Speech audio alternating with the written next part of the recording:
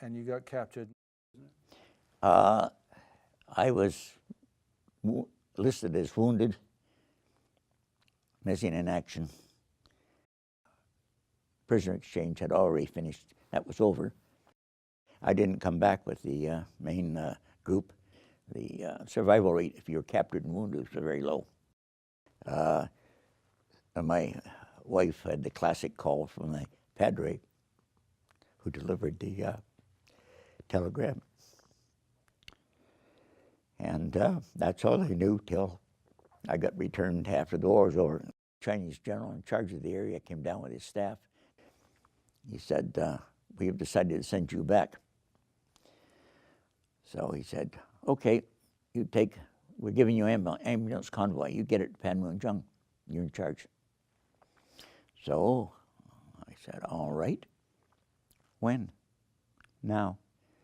We got Panmunjom, and they weren't expecting us there. The camp interpreter came down from the camp and said, what are you doing here? And when I spoke English, he was very surprised.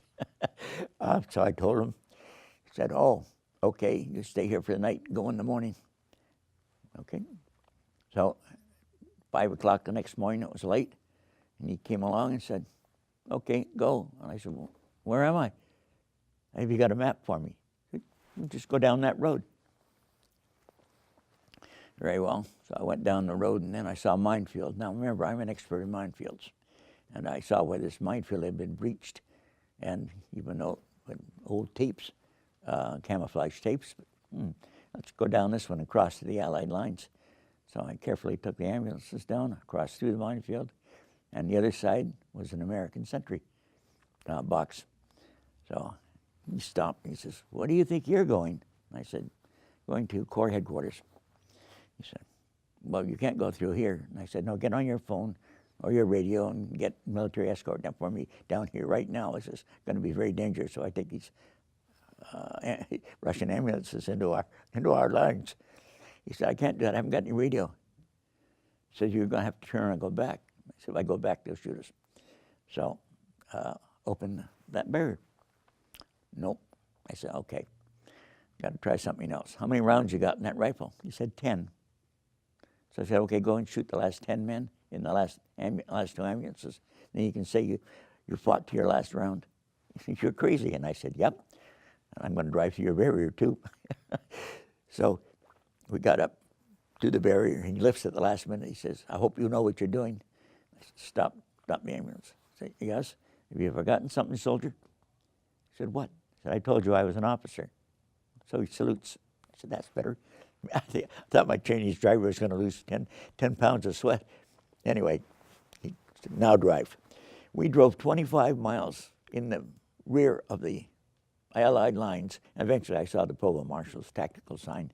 I pulled into the driving lot, parked the ambulances, and there's an American Master Sergeant standing there wondering what's going on. He came over, and of course, I looked like a Chinese commissar.